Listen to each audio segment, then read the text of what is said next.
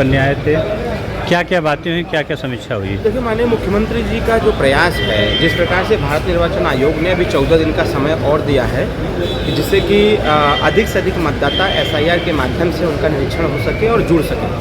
तो जो एक डेटाबेस अब तक का तैयार हुआ है, उसी डेटाबेस पर डिस्कशन हुआ है। जो मृत मतदाता हैं, लापता मतदाता हैं, कितने लोग एनरोल्ड हो गए हैं, इसका एक डेटाबेस आज माननीय मुख्यमंत्री जी ने हम सब लोगों को बताया है। और ऐसे भी मतदाता हैं विधानसभा में जो लगभग संख्या उनकी 90,000, 80,000, 65,000, 70,000 है, जिनका कोई अता पता नहीं है। तो उनका निर्देश हुआ है कि जितने भी पदाधिकारी हैं, कार्यकर्ता हैं, बूथ लेवल तक के कार्यकर्ताओं को एक्टिव किया जाए और ऐसे लोगों का चिन्हांकन किया जाए कि आखिर ऐसे लोग हैं कहाँ, जो मतदाता यहाँ के हैं और बाहर जा कर के काम धाम कर रहे हैं, ऐसे लोगों का भी फॉर्म भरवाया जाए, जिससे कि जो लापता मतदाता है वह एनरोल्ड हो सके और वो भारत के इस निर्वाचन प्रणाली के माध्यम से मतदाता भी बन सके। पहला चीज़। दूसरा चीज़, माननीय मुख्यमंत्री जी का विशेष निर्देश रहा है कि संगठन को और एक्टिव करने की आवश्यकता है। एक्टिव करके निचले स्तर तक, वो चाहे वृद्ध मतदाता हो या युवा मतदाता हो, जिसका नाम बढ़वाना हो, जिसका नाम अभी तक नहीं चढ़ा है, या कोई ऐसे फर्जी मतदाता हैं जिनका कोई अता पता नहीं है फिर भी वोटर लिस्ट में नाम है, ऐसे लोगों को का फॉर्म सबमिट करा करके उसका नाम भी कटवाया जाए, जिससे कि जो SIR की प्रक्रिया है वो प्रक्रिया सफलतापूर्वक संपन्न हो। सर, समाजवादी पार्टी का आरोप है कि भाजपा जो है सपा का वोट चोरी करने में लगी है SIR के माध्यम से, क्या कहें? देखिए, ऐसा नहीं है। ये समाजवादी पार्टी के शीर्ष नेतृत्व का कन्फ्यूज़न है, उनको ये कन्फ्यूज़न दूर करना चाहिए।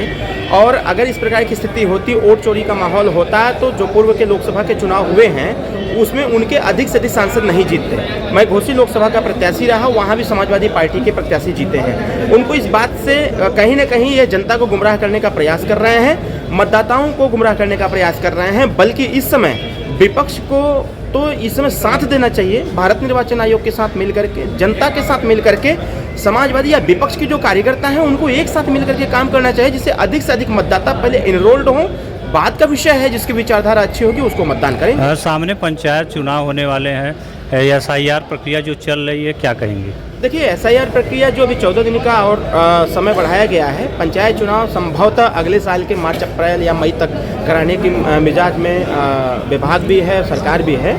तो इसका असर एक तो स्पष्ट होगा कि जो फर्जी मतदाता थे, एक इसका एक सेमीफाइनल, मैं यूँ कह सकता हूँ कि एक सेमीफाइनल टेस्ट भी हो जाएगा कि हमारे जो एक्चुअल मतदाता हैं वह एनरोल्ड हो गए हैं कि नहीं हो गए हैं, उसी समय यह पता चल जाएगा। बल्कि हम तो ये कहेंगे कि निर्वाचन आयोग एक डेस्क भी ऐसा बनाए जिससे कि जब मतदान करने कोई जाए जिसका नाम न वोटर लिस्ट में आ पाए, अगर वो मतदाता वहाँ पर एट अ टाइम है तो उसके ID वगैरह को चेक करके उसका भी नाम जोड़ने की प्रक्रिया उस समय भी चलती रहे, कि जिससे 1-2 दिन पहले ही इसकी सूचना हो जाए और वह भी वोट देने का अधिकारी बन जाए। तो कहीं ना कहीं देखिए, यह समय है सबको एक साथ मिलजुल के काम करने का, सभी पक्ष और विपक्ष को एक साथ खड़े होकर के भारत के मतदाताओं को मतदान कराने के लिए, उनको मतदाता बनाने का।